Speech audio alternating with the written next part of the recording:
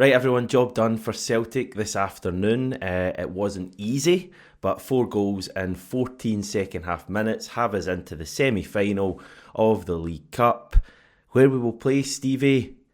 Do you know this, by the way? Do you know who we're playing?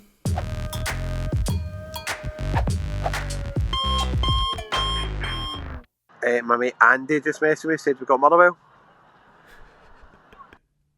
Who's your mate Andy?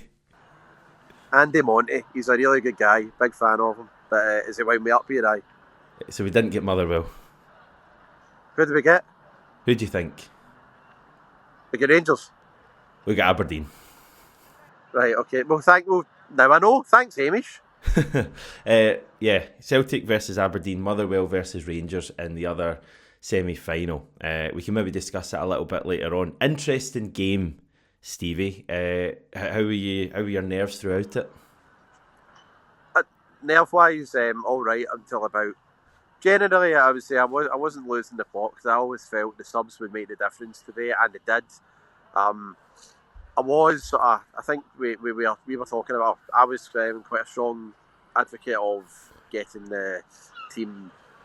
I would say ringing the changes. Yeah. I felt as if no matter what today, we needed to see guys like Valle, Trusty. We needed to see Palmer to see what they could all do. And now we know. So despite that hour, which was terrible from the team, and until the subs were made, which we now know that the big dogs that we've got, they are the must-starts for us. We know how big they are for us. We know that the guys who stepped in today have a hell of a way to go before guys like Taylor now, Kuhn, and even Maeda are anywhere near replaced or anywhere near considered droppable. That's answered that.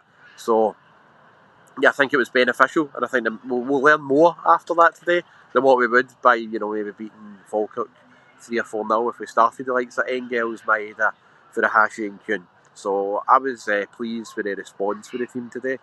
Not so pleased, as I say, with the first hour, but it was like a good old-fashioned cup game as well. Yeah. Like, it was one of the ones that Falkirk came with nothing to lose, and you know what?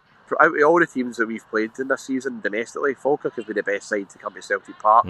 I think I noticed you, as always, you don't really get a good signal at Celtic Park, but I think you compared it to the 4-1 win over St Mirren in the first season.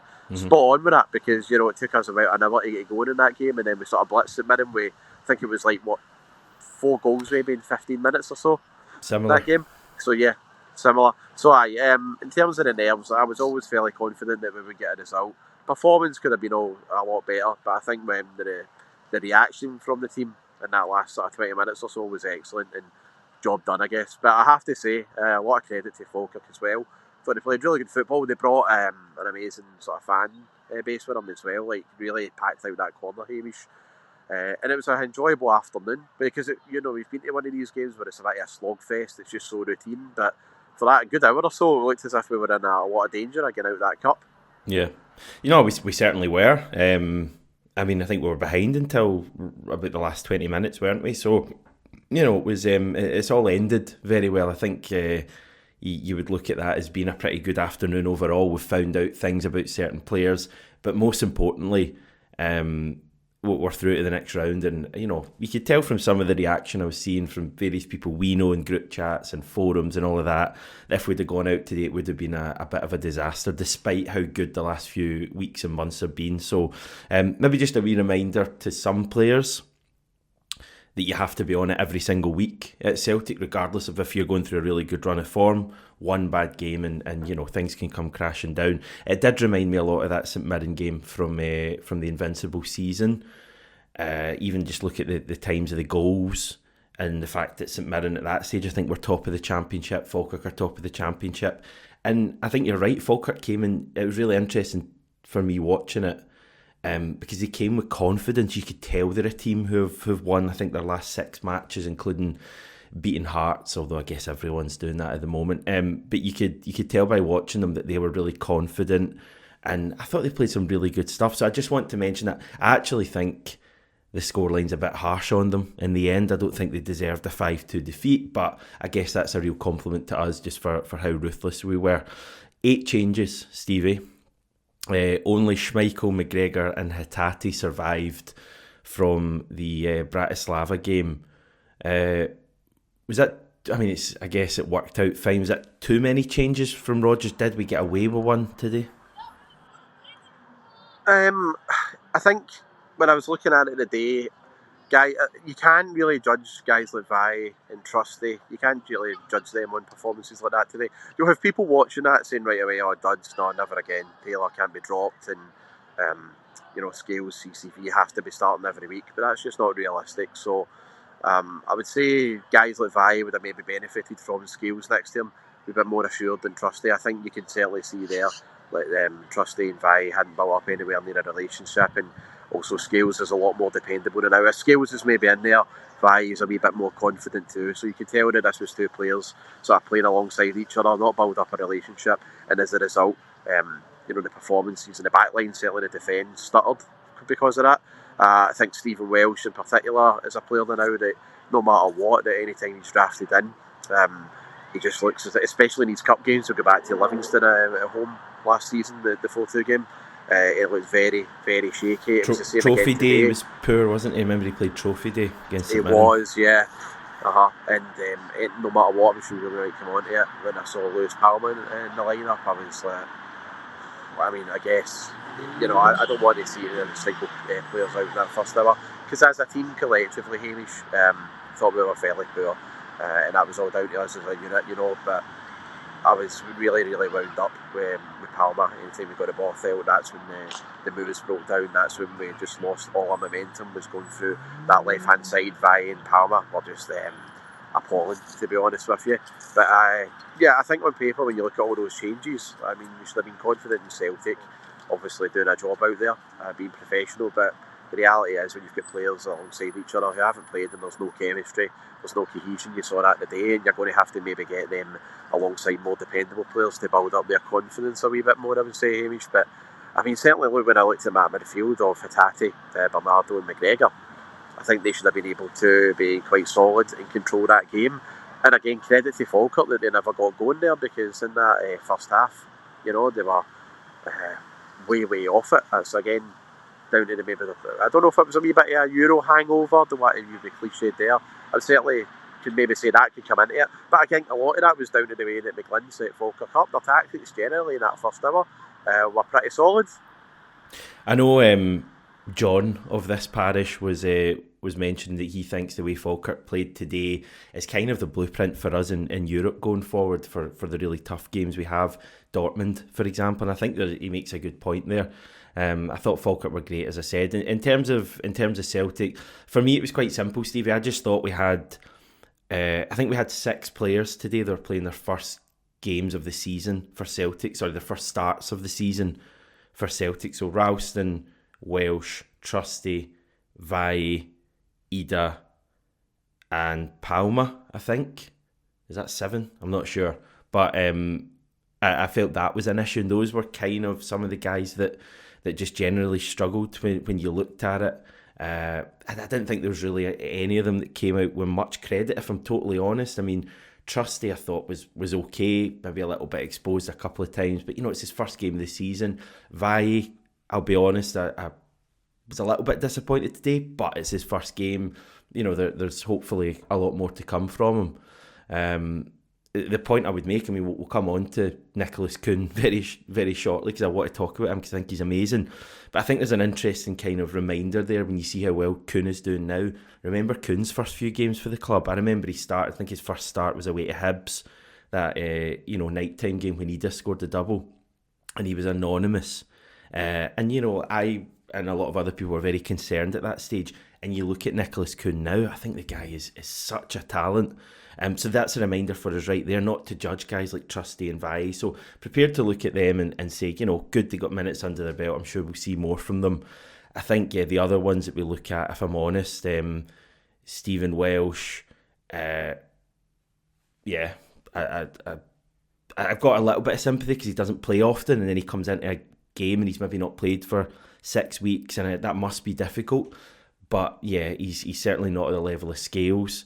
And Lewis Palmer, I'm just not sure about Lewis Palmer, to be honest, at all. So I think that was the disappointing parts of today. I thought Rio Hatate was really poor as well. I thought Cal McGregor was actually poor, but I thought Hatate especially was just so slack, and you expect so much more from Hatate, don't you? Yeah, but I said it as well. Hatate's inconsistency this season, you can't get away from it. And if you try and bring it up, all of a sudden people will like fire down on you on it, like as if the guys is just you guys you just can't criticise him. I understand how talented he is and he's great, but you can't get away from it. When Hatate does have an off day, he's terrible, and it's almost as if people try and make so many excuses because of how well he has played for us. In general, when he's great, I mean, he's one of the best players of the club, but he was absolutely terrible today. I would definitely say that of those 4 players that were brought off, all of them, not one of them had any pass even marks. James Forrest wasn't great. Yeah, and again, I don't want to get on Forrest back too much after his limitations and how great he's been for us in the last 4 or 5 months. But I just wanted to touch on that though, with guys like Palma as well. Like, it was so frustrating because see if you watch his movement, he runs into positions that he's like sandwiched in between defenders. So I was cut via a bit of slack in respect that see when you get the ball at times, Hamish, right? But Palma's making a run for him, but he's like literally in between 2 Falkirk defenders, and the ball's going to get intercepted. He's going to go nowhere with it. So Vaya's holding on to the ball, and he's having to go back the way, and he's having to go side to side because the guy that he's looking for, Palma, who should be getting into far better positions, is just clueless when it comes to getting into a threatening position for him. So yeah, I was looking at that a lot in the first half today, and obviously where I sat, it was just like you could get a clear view of the fact that Palma's positioning and the space that he takes up. It's just like guys are like, you just get one guy on him, he's got 2 and 3. Yeah. Like, it's just so obvious. You always know that, Palma, you always know like what he's going to do as well. He seems to always just cut inside onto the right, and he's so predictable. So it just proves today, like, guys like Diaz and Maeda, how key he is for us. And Alistair Johnston. I think, yeah, definitely. But the Maeda's a big one. It just sort of worries me that if Maeda's ever out in the future, and we've got to rely on Palma for a key run of games, like, that is a concern. So I'm really glad that Maeda was rested today, especially after his performance in midweek and everything as well. And he'll be ready to go for next weekend at McDermott Park, definitely, because the thought of Palma there again without sounding like a boo boy is worrying to me, Hamish. Boo boy. Certainly would never describe you as a boo boy, Stevie. No. I thought, I was surprised that Palma started, to be honest, when I saw the team and he was in it, and I kind of thought it was Rodgers' way of giving him an opportunity, saying, I've not given up on you yet. Here's a chance. Go and prove yourself. A challenge. And yeah, I don't want to labour the point, but I don't think he really did it at all. And I thought Yang came on, and listen, I'll be honest, I'm not Yang's biggest fan, and I was groaning. You probably heard me, Stevie, from Australia, groaning when Yang came on. And Yang was pretty good. He did far more than Palma did. So, maybe I just looked way more mobile with Hamish. I agree. As soon as he got the ball, he was going on. Not only was he going inside, he was going outside as well. He was driving at players. It wasn't going back the way. He was actually looking with a bit of purpose. So I agree with that. Fully. Okay, right. Positives. So 60 minutes, we bring Engels, Kuhn, Yang, and Taylor on. As we say, Yang did pretty well. Had 1 shot, I think. Engels actually didn't really do much. It wasn't as if you'd look at him as being the major factor that turned the game. For me, there were 2 factors. Won't come as a surprise to anyone. 2 players we actually signed originally in January, Nicholas Kuhn and Adam Ida. I thought were the difference today. As I said at the start of the show, 4 goals in 14 minutes, Stevie. That's pretty ridiculous when you look at it. Especially the first 2, which are both Kuhn to Ida. The second goal was just a thing of beauty. The stadium must have gone quite mad when that one went in. Beating the second, the one to make it 2 each, are you meaning? Or like Ida's second, 3-2. Yeah, it was crazy. Some scenes, man, it was like just out of nowhere. It was one of the ones. It reminded me, going back to like '96, I'm always talking about Tom and Van Hooijdonk within the space of a minute against Dundee United, totally shell-shocked them. Reminded me of that. Obviously, I think that was a quarter-final in the Cup, but again, just like real, you associate those type of like sort of famous comebacks out of nowhere with Celtic, don't you? Yeah. I don't want to sound like the club here as Inverness if I'm getting away. a job in a... That's right. It's talk as if I'm getting a job in the marketing department and our DNA and all that nonsense, but that is what we do. It's what we do. It's like most clubs, when they get a goal to make it 2 each, they'll settle for 5 minutes, but you've seen it there. I mean, the sheer raw power of Nicholas Kuhn to win that ball and then drive on and the accurate pass into Ida, who I think took a pretty smart touch. I think it's still pretty bad defending. Yeah, but it was a really calm and composed finish. And after that, even I think the reality is, see, when it was 2 each and the players that we had in the field, you knew that Celtic were going to go and ramp it right up. But Nicholas Kuhn in pre-season, I remember his goals against Man City, his performances against Chelsea, and I know that we were having our feet on the ground with it, saying, yeah, I know it's pre-season and nothing's won there, of course, and it's all about fitness, but Kuhn just looked like a real player. It was like transformed under Brendan, and he's just kicked on so much this season. He changes that game there. Brilliant midweek again, and I'm going to say it now, Hamish, I don't think there's been a game this season where Nicholas Kuhn hasn't impressed me. I think for the majority of goals he's had and he's scored and he's had an assist pretty much every game this season, I believe, but he's just been a total transformed player. I mean, you put it all down to the manager as well mostly, but I think Kuhn's, it could have been easier for him after getting written off last season, head going down, and it's like playing out in the wing as well, Hamish. Like, it's a real, like, the general sort of pattern with a winger is you're going to have some really rotten games as well as good games. It's consistency's always been a thing with wingers at Celtic, but he has just, like, all this season, I don't think I've seen him have anything other like lower than a 7 out of 10. He's been absolutely marvellous, and like that finish as well, when he made it 5, absolute screamer. What a incredible bit of business and incredible bit of work the manager's done with him. I really loved his first goal, because the one thing, like, hopefully if you pay any attention to what I say, you'll know that I'm very hyped about Nicholas Kuhn, and I think he's brilliant, and I think he's got so much potential. But the one thing I want him to do is be more ruthless, because I feel like he gets a lot of chances to get shots away, and he tries to beat a man too many. And when he was sent through there today, I was a bit worried because he didn't actually look too convincing when he went through. It was kind of a little bit to the side, but obviously dinked it over the keeper, so I was delighted with that goal. And yeah, 2 goals, 2 assists within 20 minutes of coming on, Steve. It's a pretty impressive tally. I can't believe the turnaround in him. I love his pace. I love how direct he is now. He's everything that Lewis Palmer should be, but possibly isn't capable of, because he's just not got that pace. But Nicholas Kuhn, fabulous. Adam Ida as well. I actually didn't think he was particularly great in the game up until that point, but you're a striker for Celtic. Agreed. That is how you're going to be judged. 2 goals that turned the tie around. We went from genuinely, I'm no joking, like, you all know this as well, being a bit concerned at 2-1 down, kind of looking at the way Falkirk were playing and how poor we'd been, and just wondering, is it going to be one of those days like where we could go out the cup like Morton all those years ago? Because it didn't feel as if we were about to score. We didn't really have many chances, but Ida just being there for the first goal, and obviously the second one was a great finish. So Adam Ida, again, I think he's brilliant. Yeah, what was a big thing there too was I actually thought Ida was terrible for the majority of the game. I wouldn't have been surprised if Furuhashi was on for him, but the manager had a lot of faith in him, and I think you've got to give Ida a lot of credit as well for not letting his confidence plummet, because I think anything was just bouncing off him, didn't look anywhere near threatening whatsoever, but as soon as the big chance came, took his goal pretty well, and it's now good because, as I say, like, I was pretty much waiting for when those 4 changes were made. I was assuming Ida was going to be coming off, but the manager stuck by him and he did repaid his faith in him. And it's always good to see him get a goal in that respect, and that's him after the one against Bratislava too. He's like well off the mark now, because I think a lot of fans were just waiting on him getting off the mark. He had a pretty slow start in general after the Hibs game when he made his debut, but now that's him up and running. Looks as if he'll be dependable for a goal or 2 in these games as well, moving forward. Great stuff. We're through to the semi-final. Brief thoughts on Aberdeen. That's going to be a tough one at Hampden. I think we've got them a couple of weeks prior to that at Celtic Park.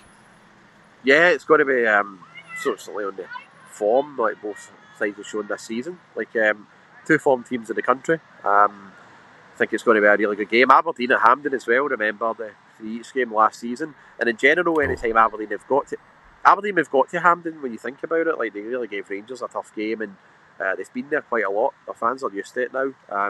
Might not be going away with any silverware, of course, but they have got a lot of experience of being there. It's never straightforward in the recent years against them. So, yeah, I think that'll be a difficult match. Look as if they're more compact, more direct, and a bit more threatening under a new manager now too. So I'm looking forward to the games. But nice to know that is who we get. And do you know what? I apologies to Andy Monty. This is probably me.